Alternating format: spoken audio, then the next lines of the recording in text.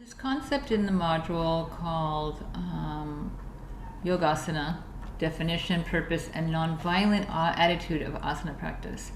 So the reason why I would like for you to connect to this is that sometimes in asana, which is the practice of the postures, that we can injure ourselves.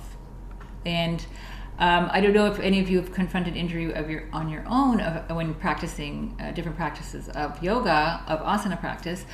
But I wanted to bring this to your attention that the practice of nonviolence actually is imperative as a yoga practitioner, not only in the practice of asana, but in all of the practices of yoga. So in this page that I have put together for you are some of the definitions of what asana is, also some of the reasons that we practice asana as a yoga practitioner, and also what asana really is doing. And I have some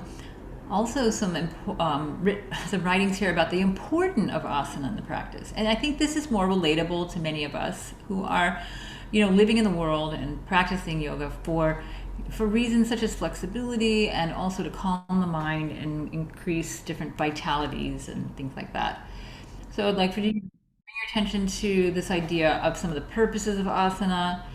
Asana creates a stronger relationship between the mind and the body. It lets us also to interiorize our awareness. We can move into the feeling sensation, which sometimes we are a little bit separated from in this highly mental state that we spend a lot of our time in.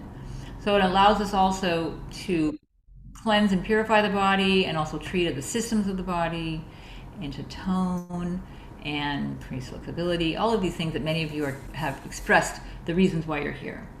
The way that I came up learning in my yoga journey was that the body was to benefit from the yoga asana positions in order so they can sit comfortably in meditation. And this is what I teach my students, that ultimately, sure, of course, we have all of these great benefits, creating a comfortable body, creating a flexible body, a strong body, a body that can hold prana in a more elevated way. But it's also to be able to sit comfortably without having pains in the back and in the legs and the hips. So this is something to remember. And then also here are some of the quotes from some of the classical yoga texts. Some of you may be interested in this. So I've added this, how you to master asana, and I will bring this into our practice, conceptually, but I wanted to give you a background also on that. And then also connecting you to this idea of this non-harming approach in asana practice. And if you're creating injury, if you are fatiguing yourself, then the practice is not benefiting you. Okay, that's from the yogic perspective. It may be benefiting you from Western athletic exercise science, but from the yogic perspective, this practice of nonviolence is crucial. And then I have a book here if you're interested, a very famous book by Swami Vivekananda on meditation.